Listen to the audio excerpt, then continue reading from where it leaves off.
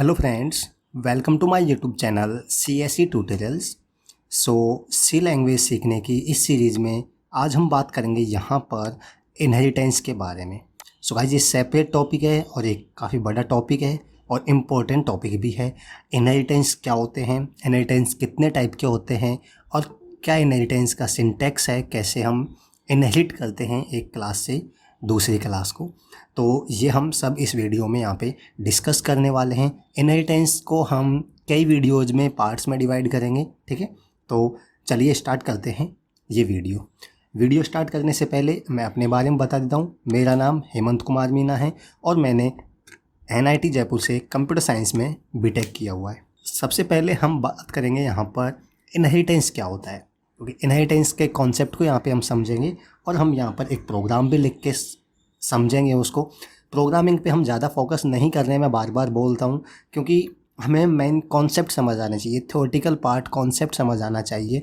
Programming में एक एक प्रोग्राम, हर कॉन्सेप्ट से रिलेटेड एक एक प्रोग्राम लिख के आपको बता रहा हूँ ताकि आपको प्रोग्रामिंग में भी अच्छे से समझ आए, कोई प्रॉब्लम आपको ना आए। एटलीस्ट आपको इतना पता हो कि क्या इसका सिंटैक्स होता है, कैसे क्लास क्रिएट होती है, कैसे ऑब्जेक्ट क्रिएट होते हैं, ठीक है। इनहेरिटेंस बेसिकली एक वर्ड से है बना हुआ है जिसका मतलब है इनहेरिट, मतलब कि किसी एक क्लास की प्रॉपर्टी को इनहेरिट करना, ठीक है।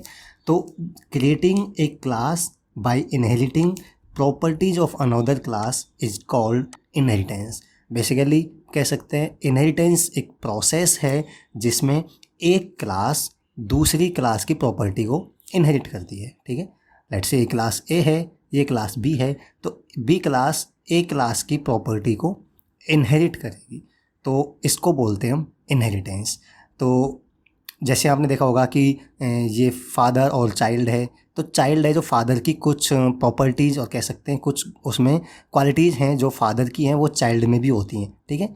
तो ये आनुवंशिक गुण जिनको हम बोलते हैं तो इनहेरिट करते हैं। बेसिकली कुछ है जो भी कुछ प्रॉपर्टीज़ हम अगर बोलें, मतलब इंसान के लिए प्रॉपर्टी क्या होगा, मतलब कि कुछ गुण हैं, जो कुछ क्वालिटीज़ हैं जो चाइल्ड में इनहेरिट हो जाती है ऑटोमेटिक, ठीक है।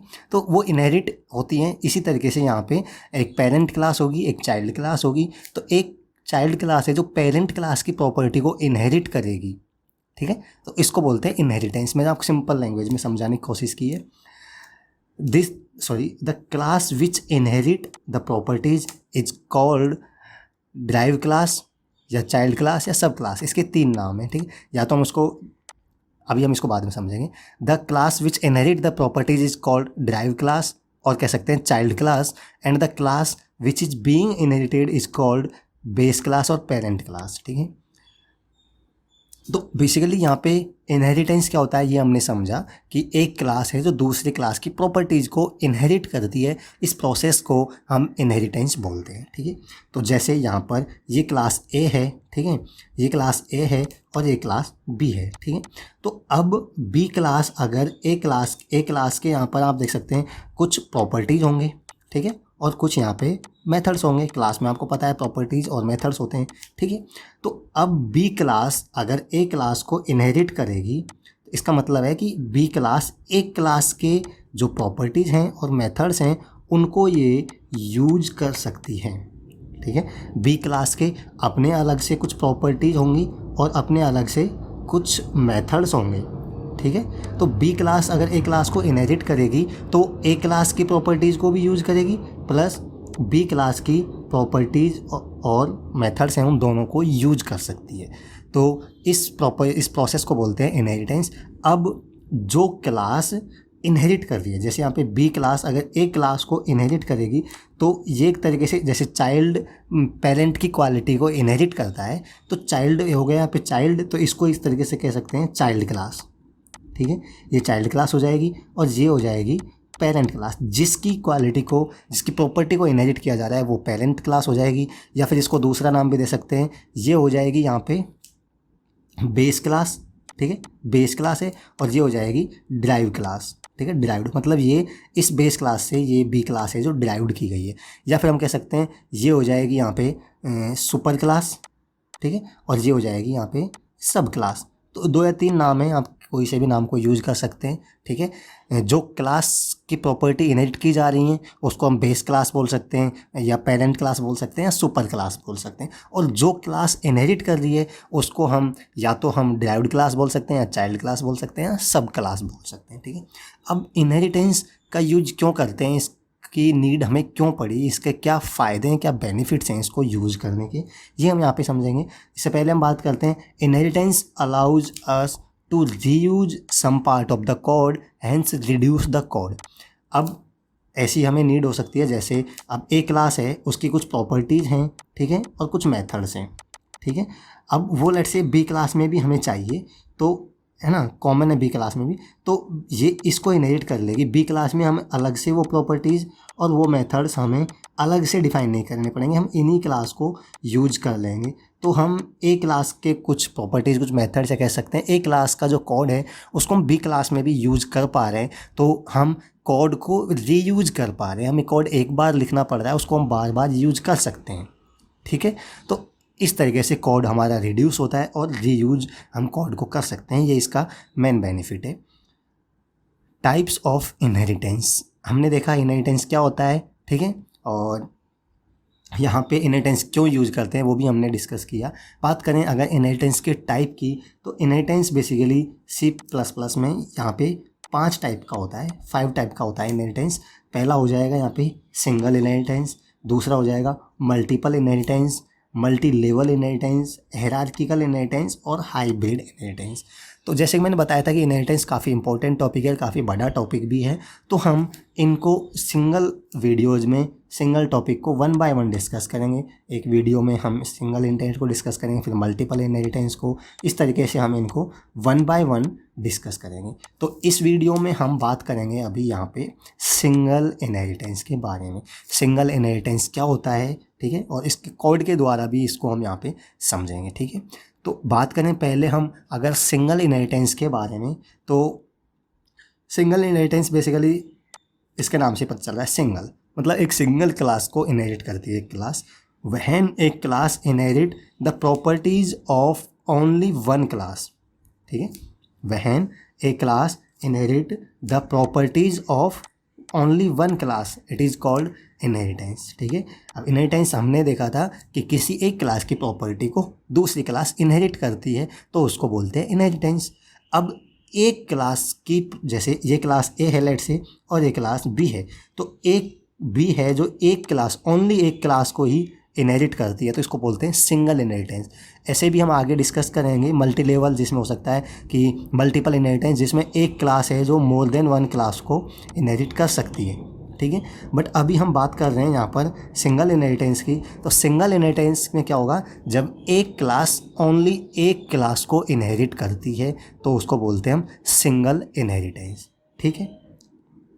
तो ये सिंगल इनहेरिटेंस का केस हो जाएगा। तो अब इसको हम यहाँ पर कोड की सहायता से समझेंगे। हमने पहले समझा इनहेरिटेंस क्या होता है, इनहेरिटेंस के क्या यूज है, इनहेरिटेंस के कितने टाइप हैं। अब बात करते हैं सिंगल इनहेरिटेंस की। तो इसमें थ्योरेटिकल पार्ट इतना ही था। अब यहाँ पे हम प्रैक्टिकली करके देखेंगे, कोड लिखेंगे, तो उससे आपको और समझ आएगा कि इनहेरिटेंस का सिंटैक्स क्या होता है, कैसे हम इनहेरिट करते हैं। अभी तो हमने थ्योरेटिकली डिस्कस किया है, अब प्रैक्टिकली हम करके देखेंगे, कोड लिखेंगे, तभी हमें पता चलेगा यहाँ पर कि कैसे एक्चुअल में कैसे इनहेरिट कर सकते हैं, कैसे हम यूज कर सकते हैं। ये हम यहाँ पे कोड की सहायता से समझेंगे। तो हम कोड लिखेंगे सिंगल इनहेरिटेंस को समझने के लिए। तो इसके लिए मैं डायरेक्ट ओपन करता हूँ अपना टेक्स्ट एडिटर, जो कि है सबलाइम टेक्स्ट एडिटर, और यहाँ पर अब मैं एक न्यू फाइल बनाऊँगा और इसका नाम मैं लेट से इसको सेव करूँगा, जिसका नाम यहाँ पर मैं दूँगा सिंगल इनहेरिटेंस डॉट CPP, ठीक है। तो अब सिंगल इनहेरिटेंस, अब यहाँ पर हम सबसे पहले मुझे दोबारा से कोड लिखना होगा, और यूजिंग नेम स्पेस std, और अब यहाँ पर हम क्लास बनाएंगे। लेट्स से मैं क्लास पहले बनाता हूँ क्लास x, नाम उसका कुछ भी दे सकते हैं, मैं क्लास x नाम दे रहा हूँ, ठीक है। या फिर हम सिंपल ए क्लास दे सकते हैं, नाम आप कुछ भी दे सकते हैं, XYZ, it doesn't matter. But एक गुड प्रैक्टिस है कि आप क्लास का जो नेम है उसमें पहला कैरेक्टर कैपिटल लिखें, ठीक है। जैसे लेट्स से मैं एनिमल नाम की क्लास बनाना चाहता हूँ, तो यहाँ पर इस तरीके से हम एनिमल, ठीक है। बट मैं सिंपल ABC ही बनाता हूँ ताकि आपको समझने में आ सके। मैं एक क्लास बनाता हूँ क्लास A, ठीक है। अब इसके कुछ प्रॉपर्टीज़ हो सकते हैं, ठीक है। तो लेट्स से इसमें मैं कुछ वेरिएबल बनाता हूँ, ठीक है। अभी जैसे कि हमने डिस्कस किया था पब्लिक प्राइवेट क्या होते हैं, इनको हम आगे डिस्कस करेंगे कुछ एक इस वीडियो के बाद मैं इसी के ऊपर वीडियो बनाऊंगा। पब्लिक क्या होते हैं, इनको क्यों यूज़ करते हैं, पब्लिक प्राइवेट और प्रोटेक्टेड ये क्या होते हैं, ठीक है। अभी ये पब्लिक का मतलब सिर्फ इतना समझ लीजिए कि अगर मैं किसी भी वेरिएबल को पब्लिक डिफाइन करता हूँ, इसका मतलब ये है कि उसको हम पूरे कोड में कहीं भी यूज कर सकते हैं, ठीक है। तो public let's say integer x, ठीक है, और इसमें मैं लेट्स से 10 असाइन करता हूँ। और इसी तरीके से लेट्स से मैं यहाँ पर पब्लिक फ्लोट और लेट्स से y है और इसमें मैं 20.5 असाइन करता हूँ। दो वेरिएबल मैंने अब बनाए x और y।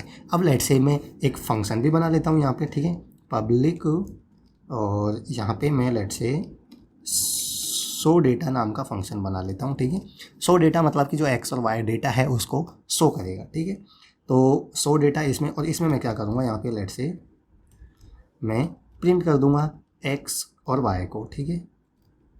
तो यहाँ पे मैं लिखूँगा x इक्वल, यहाँ में x इक्वल x की वैल्यू, और फिर यहाँ पे मैं x को प्रिंट कर दूँगा। फिर वापस से मैं यहाँ पे लिखूँगा y इक्वल, ठीक है, और मैं यहाँ पे y की वैल्यू भी यहाँ पे प्रिंट कर दूँगा। लास्ट में मैं एंड लाइन के लिए ENDL मतलब कि एंड लाइन, ताकि न्यू लाइन में प्रिंट होगा, आगे कुछ भी प्रिंट होगा जो, ठीक है। तो इस तरीके से मैंने शो डेटा में क्या किया, x और y को यहाँ पे मैंने प्रिंट करवा दिया, ठीक है। तो ये हो गई यहाँ पे क्लास 1, ठीक है। एक क्लास बनाई जिसमें दो वेरिएबल बनाए हमने और एक फंक्शन बनाया शो डेटा, जो क्या करेगा, x और y जो डेटा है उनको शो करेगा, प्रिंट करेगा, ठीक है। अब हम बात करते हैं, एक दूसरी क्लास बनाते हैं, ठीक है, क्लास लेट्स से b, ठीक है। अब मैं क्लास b बनाऊँगा, ठीक है। तो अब क्लास b क्या करेगी, क्लास a को इनहेरिट करेगी। अगर हम चाहते हैं कि क्लास b क्लास a को इनहेरिट करे, मतलब कि a में जो हमने मेथड्स और प्रॉपर्टीज़ यहाँ पे डिफाइन किए उनको क्लास b में यूज करना चाहते हैं हम, तो क्या करेंगे, हमें क्लास b क्लास a को इनहेरिट करेगी। अब इनहेरिट करेगी इसका मतलब क्या है, इसका सिंटेक्स होता है यहाँ पे क्लास b फिर कॉलन, और यहाँ पे आपको लिखना होगा उस क्लास का नाम जिसको इनहेरिट कर रहे हैं। क्लास ए को इनहेरिट कर रहे हैं तो ए लिखना होगा, ठीक है। इससे पहले आपको यहाँ पे देना होगा विजिबिलिटी मोड, मतलब विजिबिलिटी मोड मतलब कि या तो पब्लिक होगा या फिर वो प्राइवेट हो सकता है, ठीक है। तो मतलब कि अभी इनको हम आगे डिस्कस करेंगे, अभी इसी वीडियो में यहाँ पे मैं पब्लिक लिखता हूँ, ठीक है, पब्लिक ए। इसका मतलब ये है कि क्लास बी क्लास ए को इनहेरिट कर रही है पब्लिकली मतलब उसके सारे मेथड्स और प्रॉपर्टीज़ हैं उनको वो एक्सेस कर सकती है पब्लिकली, ठीक है। अगर इसकी जगह हम यहाँ पे प्राइवेट लिखेंगे तो इसका मतलब है कि क्लास बी क्लास ए को इनहेरिट कर रही है प्राइवेटली, मतलब कि उसके जो अभी प्राइवेट और पब्लिक लिखने का क्या मतलब है, क्या डिफरेंस है, वो अभी हम बाद में समझेंगे। अभी हम सिंपल इतना लिखेंगे पब्लिक यहाँ पे, ठीक है। तो ये सिंटेक्स हो गया क्लास इनहेरिटेंस का, ठीक है। क्लास बी अगर क्लास ए को इनहेरिट करेगी मतलब इनको यूज करना चाहती है तो उसको इस तरीके से इनहेरिट करना होगा क्लास ए को, और इनहेरिट करने के लिए सिंपल हमें डबल कॉलन लगाना होगा और यहाँ पे उस क्लास का नाम देना होगा जिस क्लास को हम इनहेरिट कर रहे हैं। अभी हम बात कर रहे हैं सिंगल इनहेरिटेंस की, तो एक ही क्लास को इनहेरिट करेगा, ठीक है। अगर ये दो क्लास को इनहेरिट करना चाहता है तो यहाँ पे फिर हम यहाँ पर पब्लिक कोई थर्ड क्लास है उसका नाम भी दे सकते हैं, वो हम बाद में डिस्कस करेंगे। अभी हम सिंगल इनहेरिटेंस की बात कर रहे हैं तो एक ही क्लास को इनहेरिट करेंगे, ठीक है, जो है ए क्लास को इनहेरिट कर रही है बी क्लास। अब इतना लिखने से क्या होगा कि क्लास बी है जो क्लास ए के सारे मेथड्स और प्रॉपर्टीज़ को यूज कर सकती है, ठीक है। अब क्लास बी में भी कुछ अलग से हो सकते हैं प्रॉपर्टीज़ और मेथड। लेट्स से मैं यहाँ पे जेड नाम का वेरिएबल बना लेता हूँ, एक इंटीजर जेड, और इसमें लेट्स से मैं 50 असाइन कर देता हूँ, ठीक है।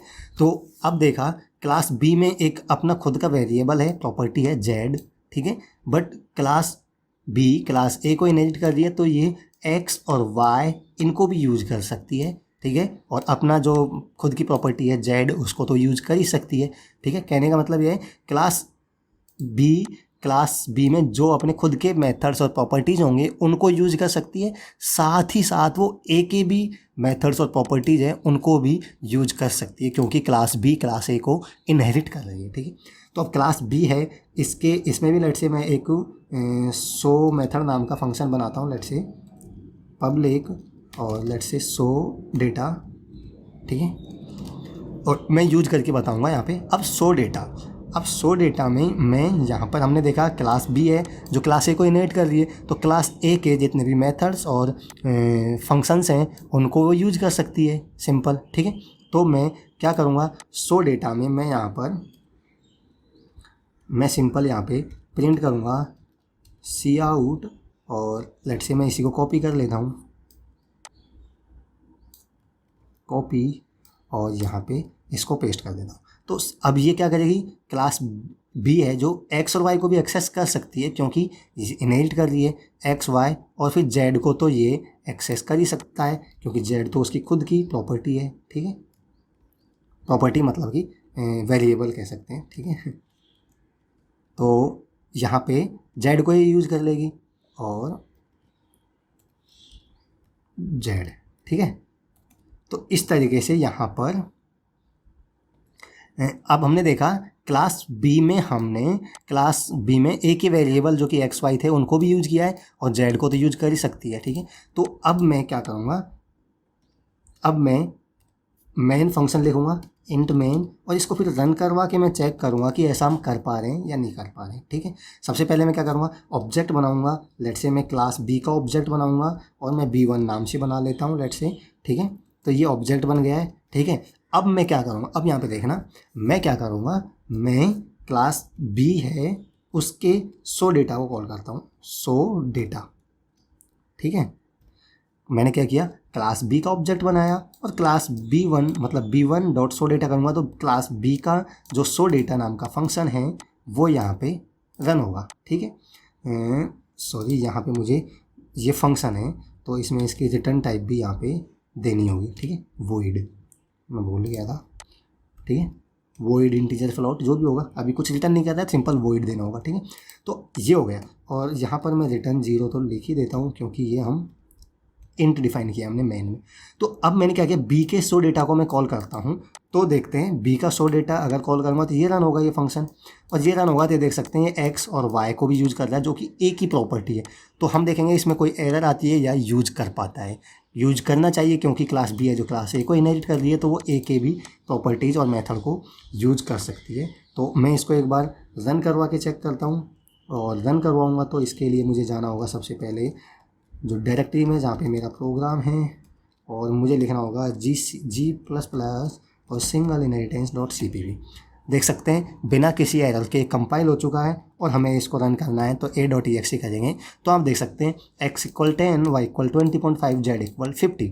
तो ये x y z तीनों को यहाँ पे प्रिंट कर पा रहा है। ऐसा क्यों कर पा रहा है, देख सकते हैं x और y, हमने तो b क्लास है उसका सो डेटा फंक्शन को कॉल किया था, बट ये x और y को भी एक्सेस कर पा रहा है क्योंकि x और y ए की प्रॉपर्टीज़ हैं और क्लास बी क्लास ए को इनहेरिट कर रही है, ठीक है। तो हमने देखा कि क्लास बी क्लास ए के जो वेरिएबल्स हैं उनको एक्सेस कर पा रही है। अब इसी तरीके से इस फंक्शन को भी वो एक्सेस कर सकता है, वो कैसे, इसको भी हम चेक कर लेते हैं। अब ये हमें यहाँ पे इसको बार बार इसको ना लिखने की बजाय हम यहाँ पर लिख सकते हैं डायरेक्ट।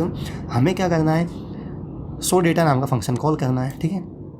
तो हमें डेटा शो करना है, तो एक्स वाई ऐसे हमने यहाँ पे सेपरेटली वापस से एक्स वाई को प्रिंट किया है, ऐसा ना करके हम क्या करते हैं, क्लास ए का जो शो डेटा है उसको यहाँ पे प्रिंट कर सकते हैं, सिंपल उसको कॉल करवा सकते हैं ना, ठीक है। तो ए के डेटा को, ए के हम अगर मेथड को कह सकते हैं कि कॉल करवाना है हमें, तो हमें क्या करना होगा, यहाँ पे शो डेटा लिखना होगा, ठीक है, ए, और इसको बोलते हैं हम स्कोप रिजोल्यूशन ऑपरेटर, क्लास का नाम स्कोप रिजोल्यूशन ऑपरेटर, और फिर हमें यहाँ पे लिखना होगा सो डेटा। तो अब हमने क्या किया, क्लास बी में क्लास ए के सो डेटा को कॉल करवा दिया, तो एक्स और वाई तो यहाँ से प्रिंट कर देगा, हमें वेरिएबल तो शो करवाने प्रिंट करवाने, तो एक्स वाई तो इसने प्रिंट कर दिया, और हम जेड को यहाँ पे अलग से प्रिंट कर देते हैं, ठीक है, जेड को हम अलग से प्रिंट कर देते हैं, ठीक है, ये जेड को हमने अलग से प्रिंट कर दिया, तो एक्स वाई जेड यहाँ पे शो हो जाएगा। वैसे भी लिख सकते हैं और ऐसे भी कर सकते हैं। मैंने एक्स वाई जेड यहाँ पे प्रिंट करवा के दिखाया था कि वो दिखाना चाह रहा था क्योंकि एक्स वाई जेड को, एक्स और वाई को यूज कर सकते हैं या नहीं कर सकते क्लास बी में। अब हम देख रहे हैं कि हम फंक्शन को भी यूज़ कर सकते हैं, तो हमने क्या किया, क्लास बी में क्लास ए के फंक्शन को कॉल करवाया है, ठीक है। तो ए के फंक्शन को हम कॉल करवाएंगे तो हम कैसे लिखेंगे, क्लास का नाम स्कोप रिजोल्यूशन ऑपरेटर और उस फंक्शन का नाम, मेथड का नाम। तो जिसको कॉल कराएंगे तो एक्स और वाई तो यहाँ से प्रिंट कर देगा और जेड को यहाँ से प्रिंट कर देगा। तो अब अगर मैं शो डेटा नाम के फंक्शन को कॉल करूँगा क्लास बी के को, तो ये कॉल होगा, तो सबसे पहले ये कॉल हो जाएगा, तो एक्स वाई को यहाँ से प्रिंट कर देगा और जेड को प्रिंट कर देगा। तो आउटपुट में कोई चेंज नहीं आएगा, यहाँ पे आउटपुट वही आएगा, यहाँ पे एक्स वाई जेड को ही प्रिंट कर देगा। देख सकते हैं एक्स 10 वाई 20 और जेड 50 यहाँ पे प्रिंट कर रहा है।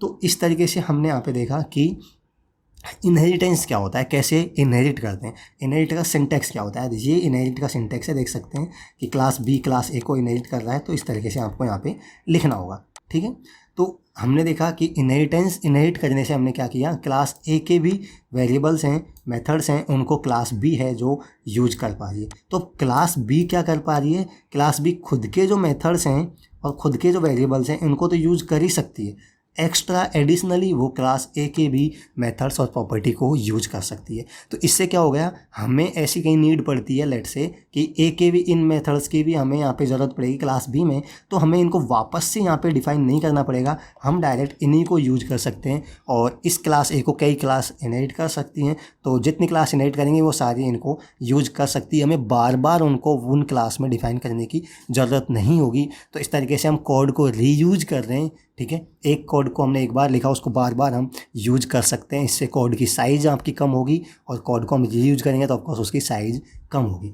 तो ये हो गया यहाँ पर सिंगल इनहेरिटेंस का एग्जाम्पल। ठीक है, तो ये सिंगल इनहेरिटेंस का एग्जाम्पल हो गया। अब यहाँ पे मैं आपको एक चीज़ और बताता हूँ।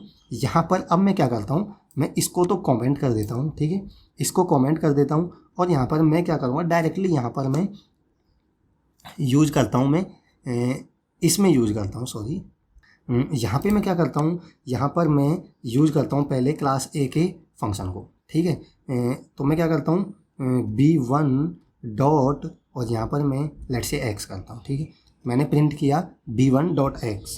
तो अब यहाँ पर हम इसको एक बार रन करवाते हैं और इसका आउटपुट हम चेक करेंगे क्या आता है। सक्सेसफुली कंपाइल हो चुका है और यहाँ पर ये 10 प्रिंट कर रहा है। ठीक है, तो मतलब हमने क्या किया, b1 क्लास b का ऑब्जेक्ट बनाया है ना, और b के ऑब्जेक्ट से हम x को मतलब a क्लास के वेरिएबल को यूज कर पा रहे हैं। ठीक है, ये कर पा रहे हैं ऐसा क्योंकि हमने यहाँ पर इसको इनहेरिट किया है। तो क्लास b का ऑब्जेक्ट भी क्लास a के वेरिएबल को यूज कर सकता है, जो कि यहाँ पे सिंपल कर पा रहा है।